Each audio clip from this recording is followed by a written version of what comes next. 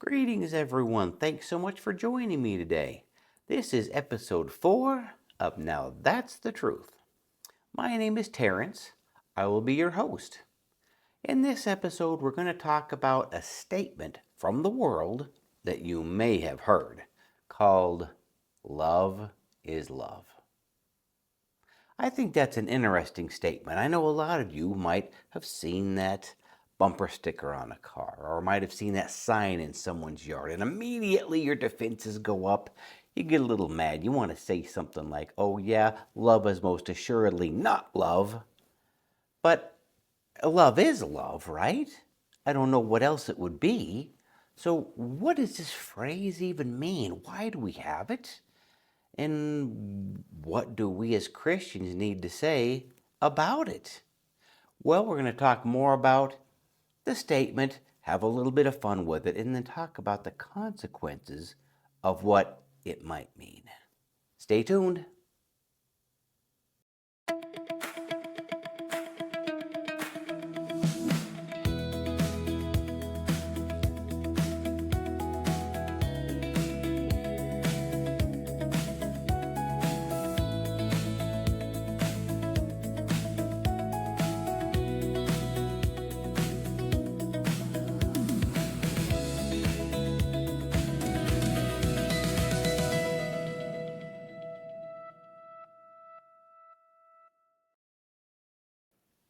Welcome back, everyone. Thanks so much for joining me today.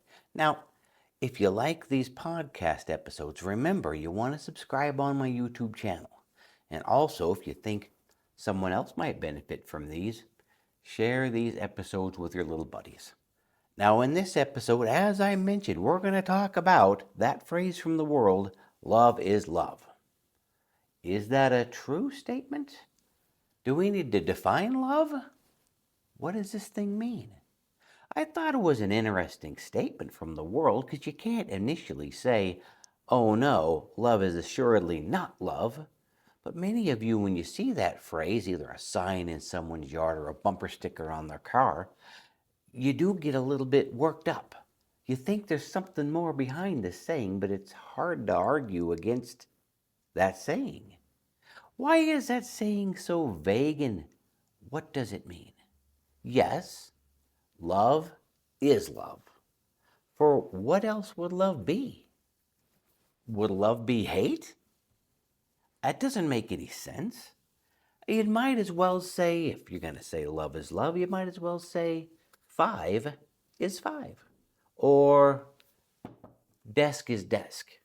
Or Albuquerque is Albuquerque. What does it matter? It all means the same thing, right? I started wondering about that. You might as well say pizza is pizza. But now wait a second. Oh, yeah, some of you guys caught that one. Some of you are going to raise your hand and say, oh no, pizza, most assuredly, is not pizza. Maybe somebody from Jersey that's proud of their style of pizza over there. Someone from Chicago might say, us folks on the West Coast have no concept of what pizza is. Because although by definition, I guess pizza would be pizza no matter where you're eating it, or if you have pizza in Italy. There's so many different types of pizza, right? So many different varieties that not everyone would necessarily like the phrase, pizza is pizza. Put a sign like that in your yard, they're going to tear that sign out of your yard.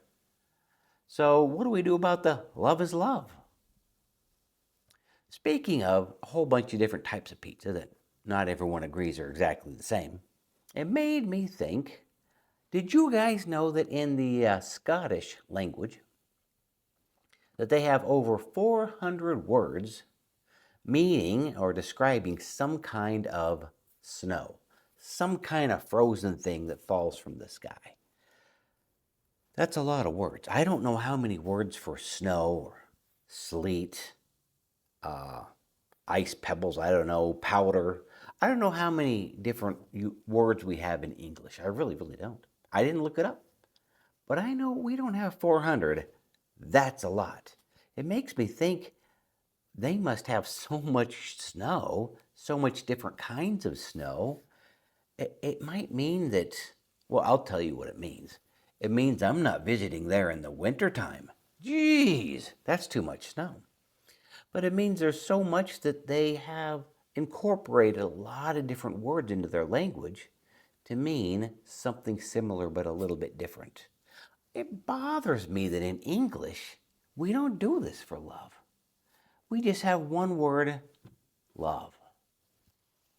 Why is this a problem? Well, I'll tell you why. Because one moment I hug my lovely wife and I tell her, I love you. I do. I love my wife. I will say that. And then probably a few minutes later, I'll be talking with someone else and say, oh, I love pizza. And I do love pizza. I feel very strongly about it. But I don't love it the same way that I love my wife. Do I? Why do we only have one word for love? Could we maybe benefit from more words?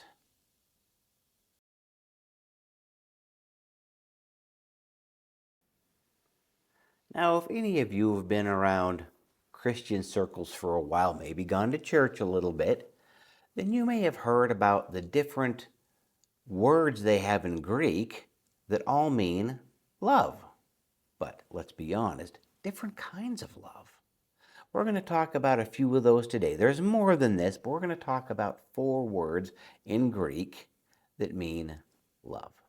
Number 1, one we're going to talk about today, philia.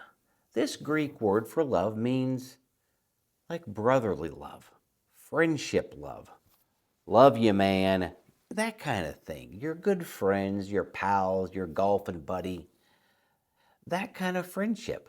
You really do care about that guy a lot and you really do love him, and that's fine. That's good. That root word is Greek word philia. If you have heard about this, the Philadelphia, the city of brotherly love, gets its name from that root word. Yeah. The next word we're going to talk about is storge. Storge in Greek, this means the love you have for family. Like how I feel about my kids, my love for my kids. You know what? My love for my kids is going to feel different, and we're going to act different in this love than I do for my friends. I'm going to treat my kids differently, and probably I'm going to prefer my kids over my friends because it's a different kind of love and it's a different kind of relationship. Like that, the blood relationship, your close family members or your kids having a love for their parents, that family love, storge. Next Greek word we're going to talk about, eros. Now this word here is the same root word where in English we get the word erotic. So I don't think I need to get into explaining that one. I think you get what that one means. I feel eros, love for my wife. Nice. The next one is, and you've probably especially heard this one if you've been in church circles, agape. In Greek, agape means like a perfect love. Perfect love that is 100% thinking about someone else's benefit. This self-sacrificing, put myself down and think about the benefit of someone else over ourselves. Kind of like God loves us and what God has done for us. That kind of love of God, this perfect love, is agape love.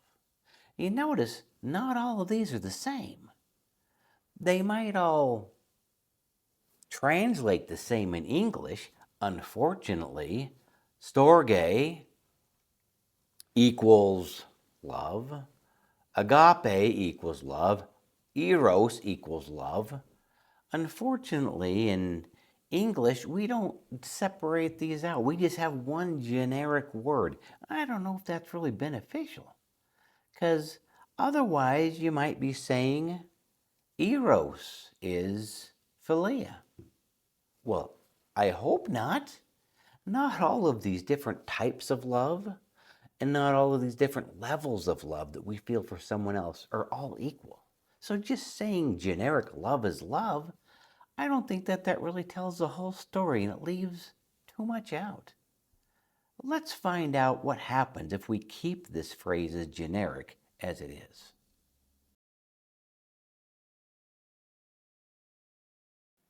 Now, if any of you have seen the last 3 episodes, or even the first part of this episode, you might have thought, I don't think English was this guy's strong suit.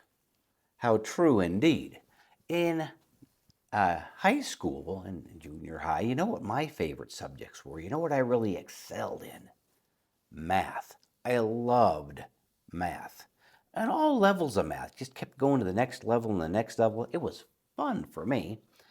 I know you guys are really worried about me now, but I love that kind of thing. It's the way my brain works, figuring out equations, story questions. So when I saw this love is love, it immediately made me think of turning it into an equation, right?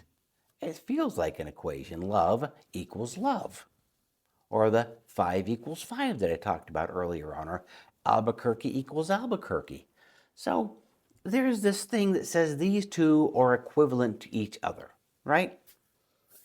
So then, as I was continuing to learn more about this phrase and wanted to know where it came from, this is what I came up with as I looked up the origins of the saying, love is love.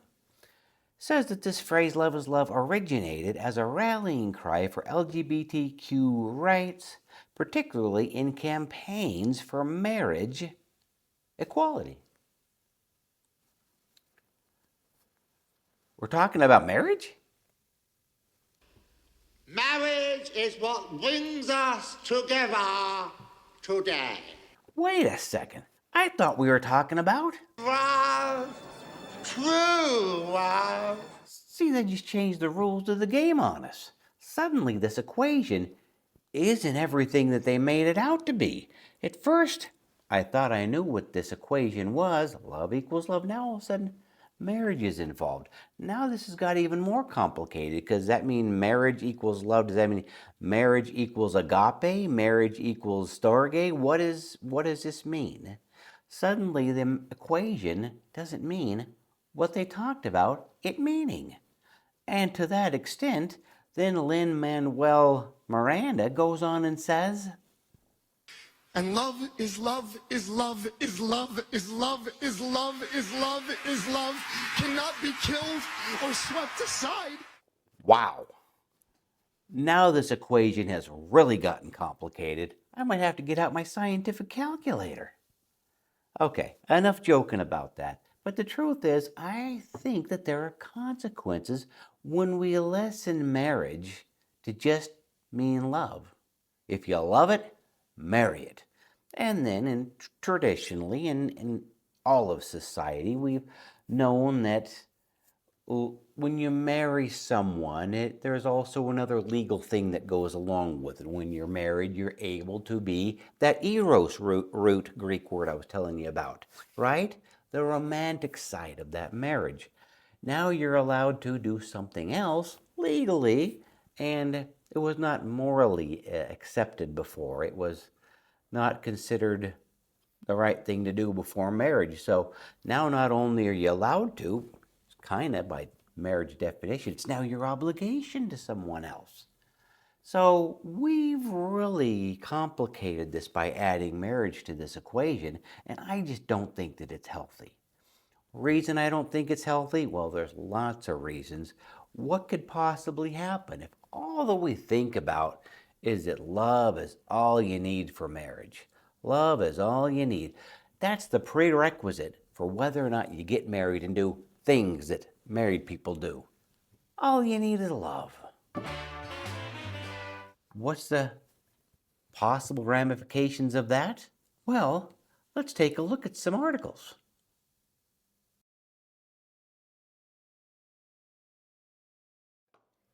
All right, folks, now it's fun to take a look at some news articles today. And now these things you might think are silly, and some of them are. And I don't want to make fun of people, but I really want to showcase what happens when we lessen in our minds or in our hearts, when we lessen the significance of love and what marriage means. If we turn marriage into just something, if you feel strongly, really care about something deeply, marry it. Do whatever, go nuts.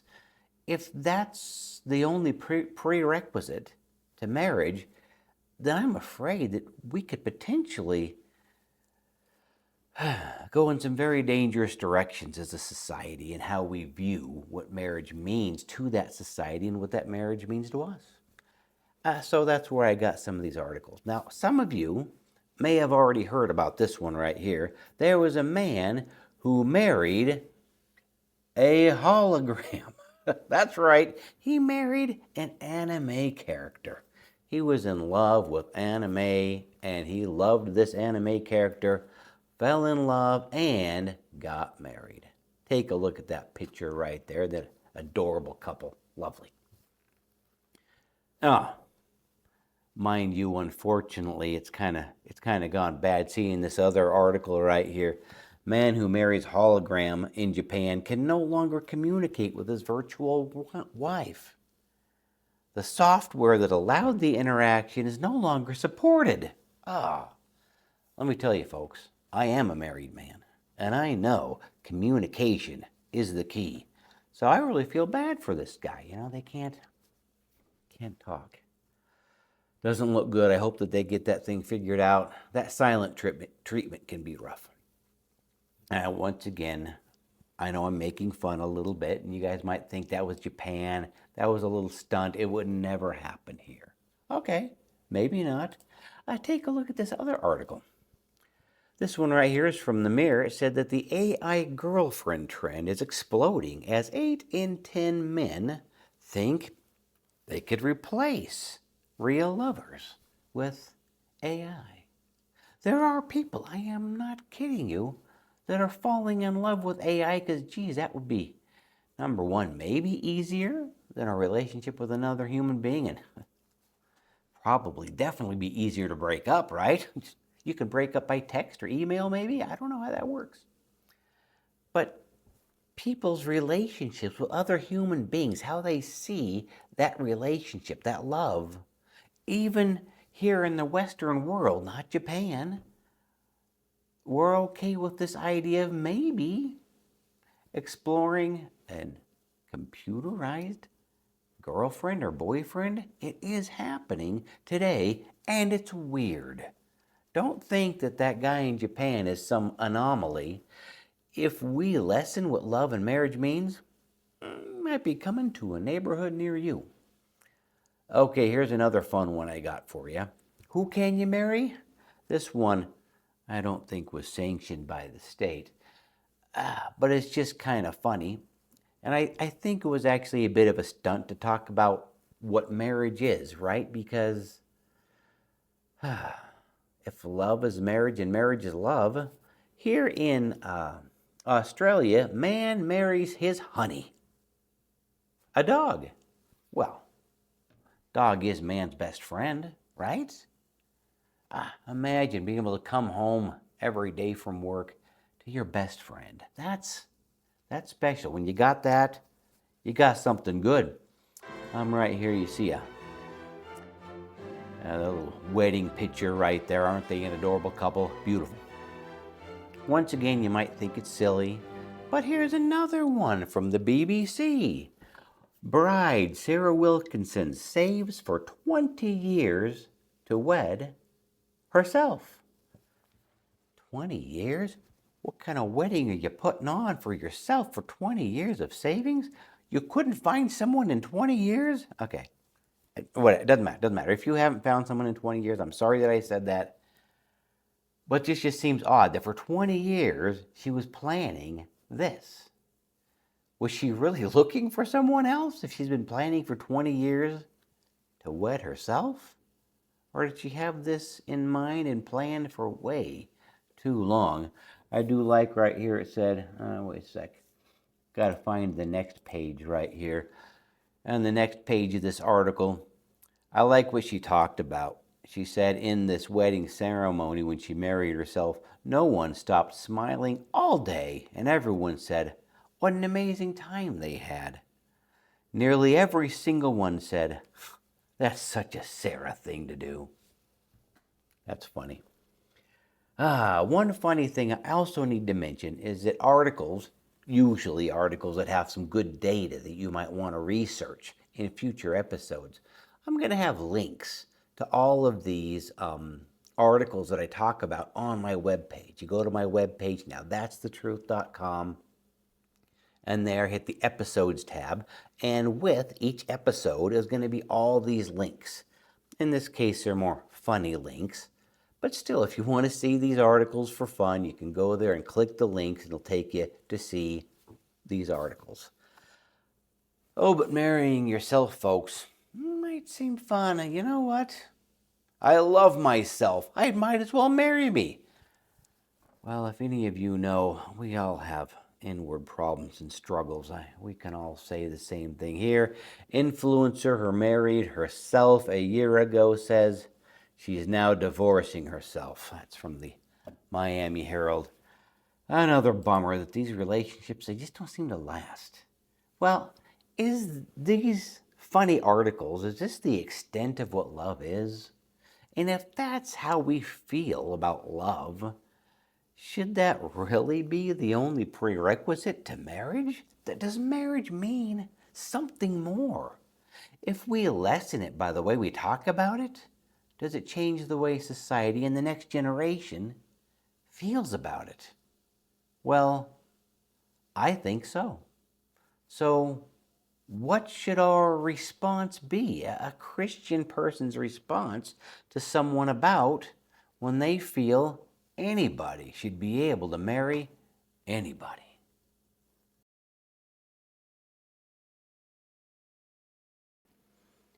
Now, I think that this fun that I've had making fun of the phrase love is love and kind of poking some holes in it and realizing that it is a little bit too vague to not only make any sense, but to really be that rallying cry. It's too vague. Love isn't just love, there's a lot more to it. But marriage has a lot more to it as well. What does marriage even mean? Why do we have it as a society? I think the main problems with this phrase, love is love, and this idea behind the marriage equality is not that it's letting someone do something that they weren't allowed to do before. Now, I believe, and I could be wrong, but I don't think anyone ever did this study before, and no one ever asked him 100 years ago. But I think that if you were to ask a homosexual couple 100 years ago, hey, do you want to get married? For instance, they ask a gay couple, do you want to get married? I'm pretty sure I know what the answer would be. They'd look at you and say, no, we don't want to get married. We're gay. What do we want to get married for? Because they knew, and all of society knew, what marriage meant. It just wasn't love. You can date someone and love someone. You don't have to get a dating license. So there's no such thing as a love license. You got to go down to your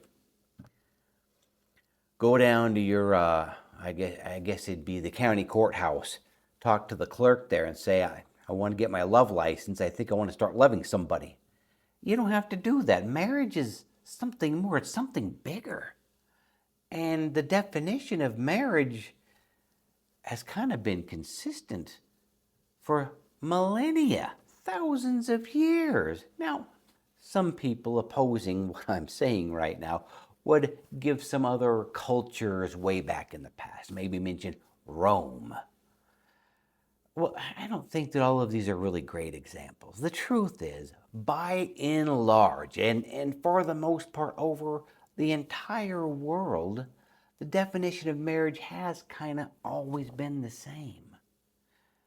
What did it mean? Well, we'll talk about that later. But the key thing is that you were allowed to, as a gay person, to get married 10 years ago, 20 years ago, 100 years ago. You were, here in the United States.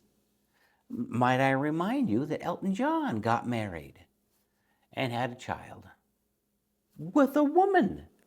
And that was a legal thing he could do. So he's remarried, of course, a fella now that the law has changed in England. But the idea was that gay people could get married. It wasn't that it was a right that was withheld from them. It was that the definition of marriage was what the definition of marriage is. And now they're trying to change the definition of marriage to mean something different. Is that what's best for society? That's really the discussion that we need to be having. So, I will mention one thing, that what do we need to do as Christians? What needs to be our response when someone brings up these topics? I think one of the best things we can do to get that started is to, like I did earlier in this episode, is to kind of poke fun at this concept of love is love. When someone says anyone should be able to love anyone, and they're meaning marriage, right? Anyone should be able to marry anyone. That's a big difference. Anyone should be able to marry anyone, anyone should be able to love anyone. These are two different things, and there's a substantial difference there. If someone says you should be able to marry anyone, a great argument that we can start with this one is to talk about that love is love stuff. When someone says anyone should be able to marry anyone, if they love them, marry them, then you can talk about some of those articles. Ask someone then if they think that it's okay for someone to marry an anime character. Is that okay? I think most people would say, well, no, not that.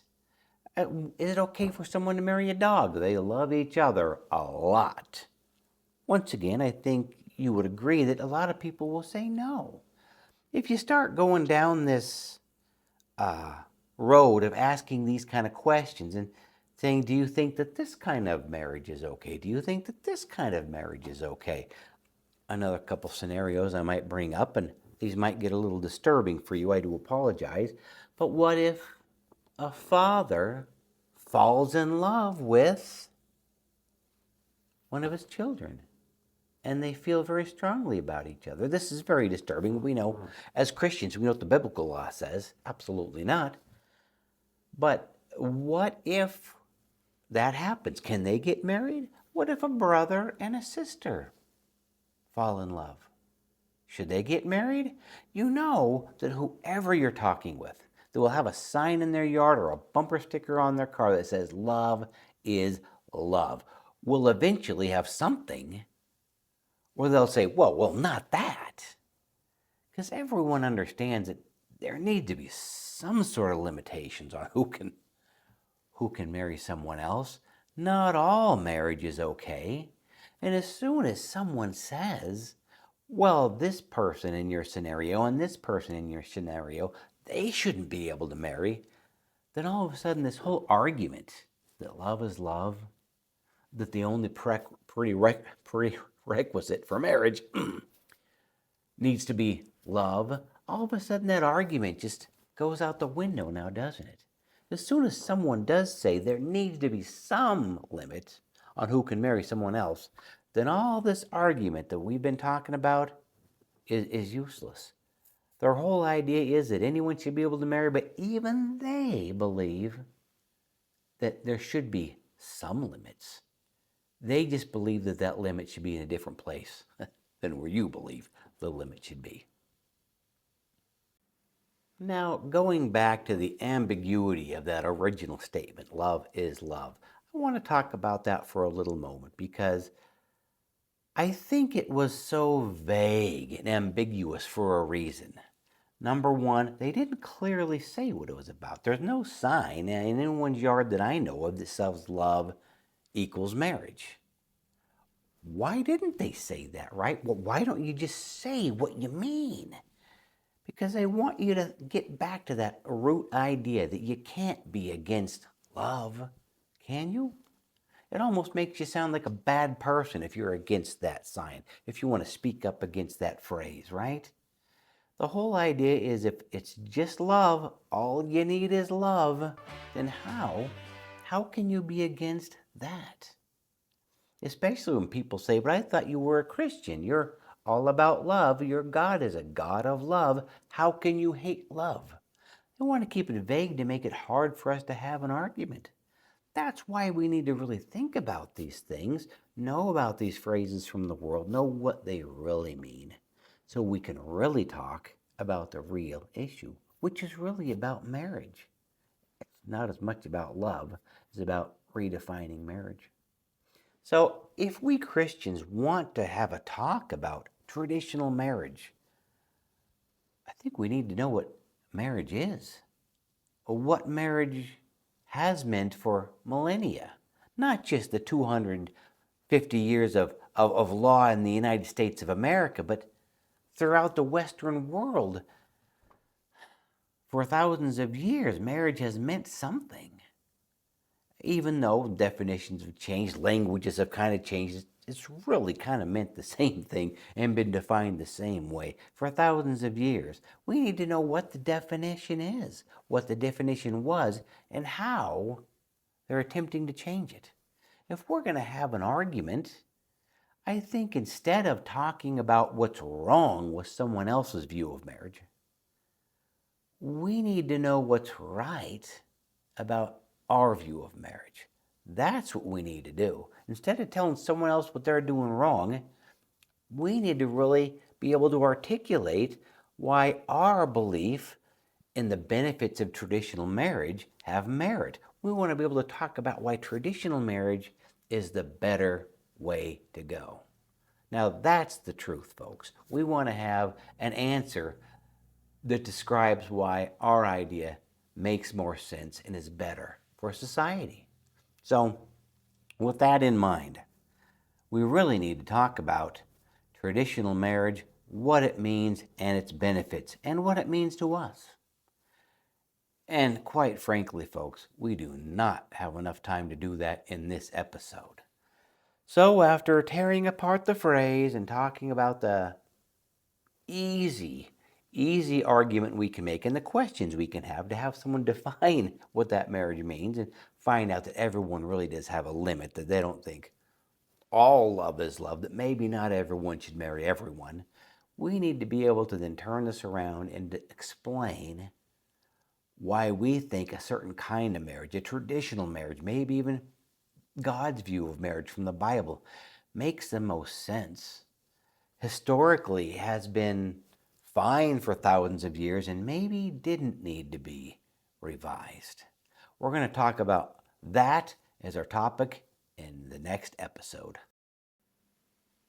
Thanks so much for tuning in, folks. I really enjoyed doing that episode. It was a lot of fun, and I hope you enjoyed that episode too. Maybe got a giggle or two out of it and really thought about those concepts. That's the idea. I want us to think about the concepts, think about those statements from the world and be able to know what in the world they're trying to say and come up with valid arguments for why maybe that saying isn't the best. Now, remember that if you like these episodes, you really want to subscribe on my YouTube channel and share these episodes with your friends. But also you can go to my website, now that'sthetruth.com, and on my website you can subscribe there. Different subscription, but if you subscribe on my website, now that'sthetruth.com, there you're on a different email list where you can be more involved in what's going on, maybe be able to participate in polls and surveys, just so we can get some feedback from you, the viewers. Once again, the next episode is going to be a lot of fun. It's going to be a lot of material. We're really going to go deep into the definition and benefits of the traditional view of marriage, what it's meant for thousands of years, and I'm going to put out a really good argument for why I feel maybe that definition of marriage should have just been left alone. And if we change it, I'm going to have some reasons why I think marriage moving forward is going to deteriorate in the Western world. So we'll have really good arguments in favor of our view. But you got to watch the next episode. It's coming up soon. Thanks so much. See you next time.